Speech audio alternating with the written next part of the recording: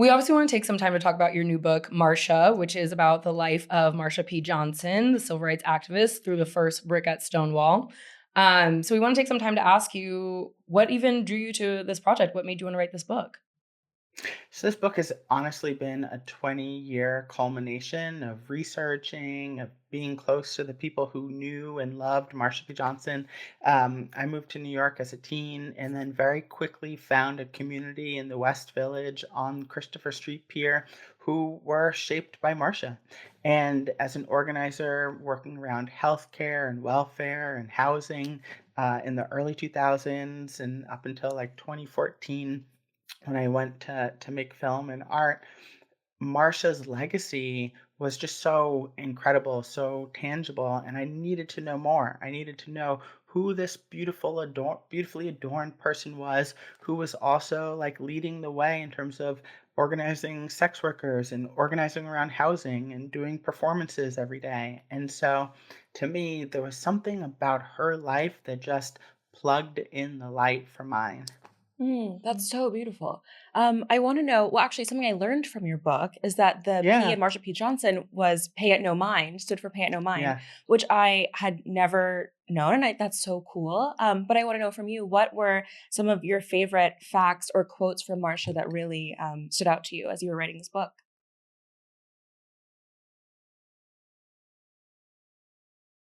And very quickly found a community. She found a 13-year-old Sylvia Rivera who was out hustling on the streets because she wasn't comfortable or safe at home. And she used to rent these hourly hotels, Marcia, for her like adopted young ones. And in them, they would just dream. They would sit together and imagine a world where they could go outside and feel less shame and more power and more beauty and not be harassed. So I loved hearing about how Marcia, even as an 18-year-old, hit in Times Square, was, taking care of her community. And then I loved learning about how she was an LA girlie. She was living in Calabasas. She was living in WeHo. She was living in Skid Row.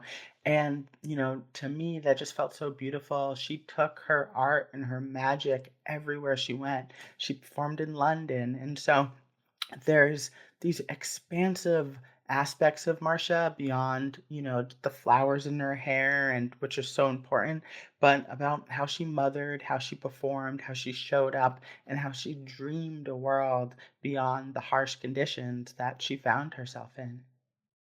I also didn't realize how young, yeah, Marsha was, but Sylvia, when I was reading the book, I didn't Yeah. realize that she was so young. And something that So I think young. is really beautiful is your ability to show the fullness of it's so easy to other an activist to make them put them on a pedestal and only think of them in that way and not a full person. And you really give a full personhood to Marsha P. Johnson in a way that I think we haven't maybe quite seen before. Well, I just think it's so important that we get to live full lives beyond just being only heroic or only the villains. Like sometimes Mm. we may mess up in relationships, or sometimes we're having like hard mental health days, and that to me was important to show. Yeah. Marcia navigating. How would you say your relationship with Marsha P. Johnson has changed since 2018 from your film, Happy Birthday, Hmm. Marsha, to now with this book? To me, as an organizer, in like the early 2000s, it was about Marsha's organizing tactics. And then as a filmmaker, it was about Marsha's performance. And now it's really about Marsha's spirit, her like spirituality, how she knew her life didn't start when she entered her physical body and didn't end when she left it. Marsha's spirit abounds around us. And to me, I'm just like really reveling in that in a moment when we're all, you can't open a screen or hear from a loved one or go outside without immediately being hit with a world that can be really hostile. And so to me, I'm like tuning my dial to that Marcia spirit that pays it no mind and also brings all of our community together. And that's been a huge change. Yeah. Something else that I was really curious about that really moved me in the book is how you talk about Marsha's like how she would adorn herself and how that kind of quality Yeah. came from her spirituality and also from like growing up in the church. Can you talk to us a little bit about that? Absolutely. So, Marcia grew up in the church in Elizabeth and Black Church, Mount Teman, and she also was taught to light candles for the saints, by Sylvia Rivera. And she had a real consistent spiritual practice that involved candles, prayer, and adornment with flowers on her head and flower crowns. And so that was a really big part of Marsha, and her favorite holiday was Easter, resurrection, and she really just like she was living out that lineage, and that style, and some of my favorite photographs in general are like, Marsha or like other Black women on Easter Sunday, like turning up the volume of who we are. And so I love seeing Marsha step into that, but then also like make it extra camp, like extra Yeah. loud, extra, it just Yeah, is, yeah.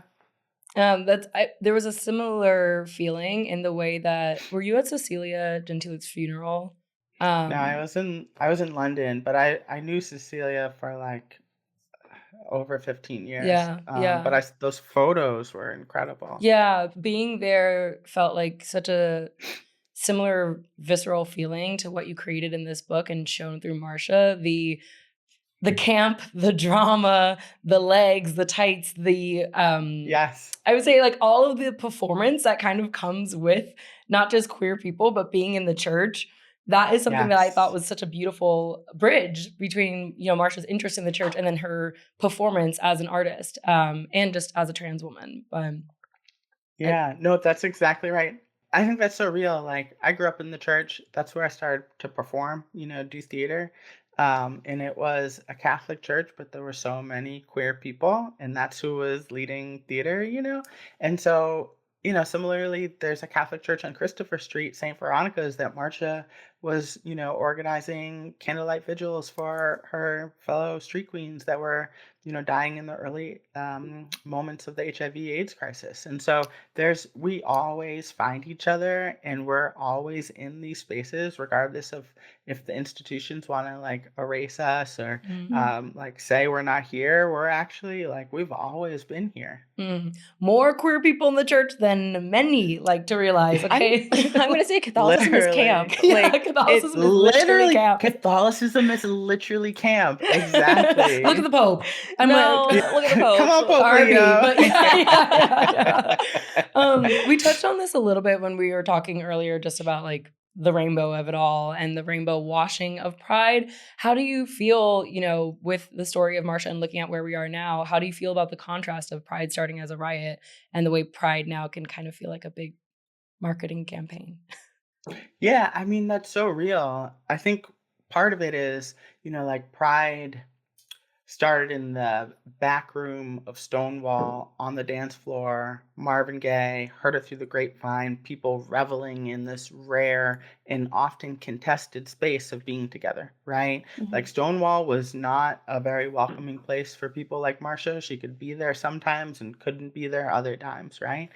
And then the police raided it, and so there was this huge uprising, that many, many, many people saw Marsha play a primary role in, and also the young street queens in Sheridan Square, right? Like people demanding that the state, the police recognize that like we are not going anywhere, like, and so to me that's really what Pride is about. And like we are not going anywhere. We are actually finally attuned to our beauty, and the United States Supreme Court or the UK Supreme Court doesn't get to tell me how I feel about myself, right? They're not like making any declarations about my understanding of me that I'm going to Mm. be adopting anytime soon. And so that's Marsha. And um like I think that's the real origin and the real heart of Pride, and especially now when our conditions are so harsh, like that's the one I want us to all be tuned to. Mm. Oh, that's a really great question. For a long time, I used to throw flowers in the water on Christopher Street and just kind of pollinate the water. And I was doing it without knowing. In the process of writing the book, I was watching Marsha's funeral procession, and they're all throwing sunflowers in the water, and it really was incredible to be like, oh, I'm like a big that's exactly the spot that I was doing it. Like Mm-hmm. without even knowing it, I was kind of like in this process um, with Marsha and Marsha's spirit. And so I think flowers in the water, um, I think like, um, dreaming, like what would it be like if I knew my beauty? Like how would I go out today if I like knew my beauty in an even deeper way? Like um or like how can I support our collective knowing of our value in an even deeper way? I think those are some ones. And then just like, like hey, Just a hey, key. just the key on the corner. That's a big ritual for me too. How are you celebrating Pride? Hey, like that. Yeah, Yeah, exactly. yeah, most of us.